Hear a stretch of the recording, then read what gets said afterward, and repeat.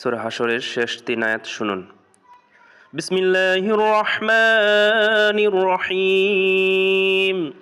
হুয়াল্লাহুল্লাযী লা ইলাহা ইল্লা হুয়া আলিমুল গায়বি ওয়াশ শাহাদাহ হুয়ার রহমানুর রহিম। হুয়াল্লাহুল্লাযী লা ইলাহা ইল্লা হু الملك القدوس السلام المؤمن المهيمن العزيز الجبار المتكبر سبحان الله عما يشركون.